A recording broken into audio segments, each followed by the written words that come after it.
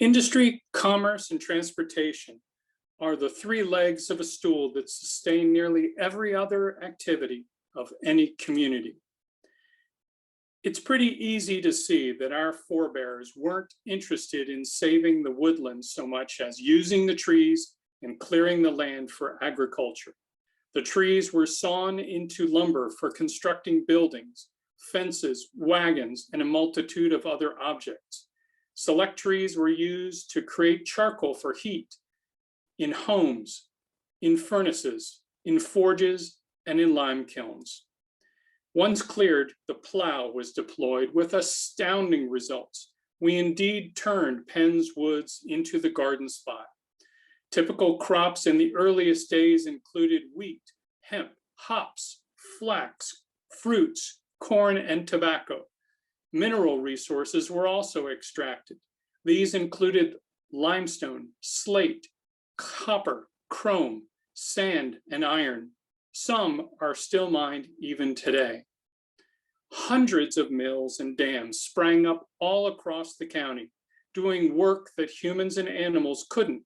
These mills processed agricultural products for sale at market. They sawed lumber and processed woven material into cloth. One mill pumped water from the Conestoga into the city's water system. Over time, their purposes changed, and several even generated electrical power. One of the earliest roads into the county dates back to 1714. It ran through today's Strasburg, Willow Street, and ended at the Postlethwaite's Tavern, where the first official actions of our county government were taken. We know this road today as Village Road, Long Lane, or Route 741. But originally, it was a footpath of those who lived here before white Europeans.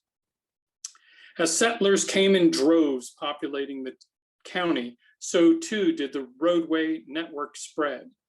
This road is particularly existent in the eastern part of the county, but its old alignment is lost to time in the central and western portions, even though it was used to define some of the earliest township boundaries. The year following the establishment of the county also saw the creation of the townstead of Lancaster and the ferry across the Susquehanna.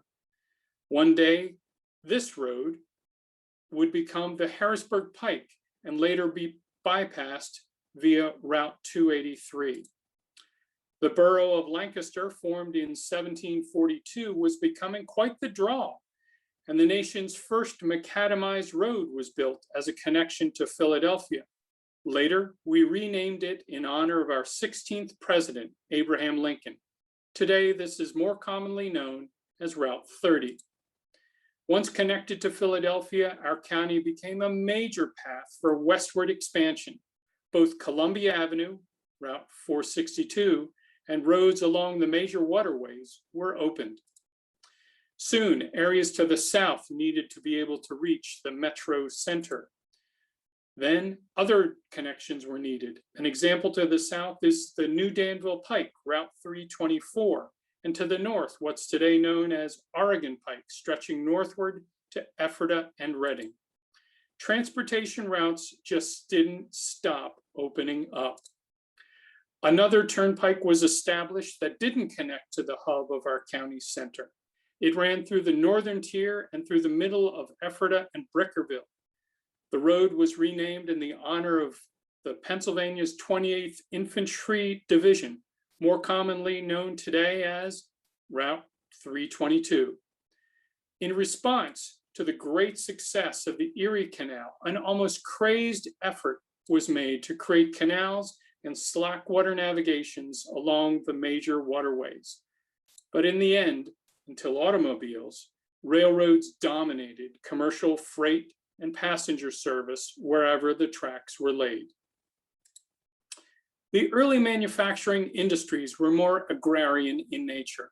Ample resources, artisanship, strong work ethic, and a healthy mixture of conservative values and progressive thinking, and well-constructed infrastructure spurred steady and robust growth in economy. But then, the Industrial Revolution. In late 1800s, farmers here began to specialize in cash crops, such as tobacco, of which we became a leading producer from 1850 to the 1920s.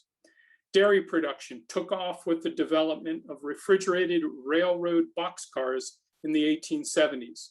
Electricity and heavy industry arrived. Agriculture became more mechanized. Other industries flourished greatly. Cotton mills, locomotive works, watch manufacturing, iron furnaces, carriage making, bricks, pottery, furniture, safes, saddles, liquor, umbrellas, flooring, engines, explosives, textiles, and silk.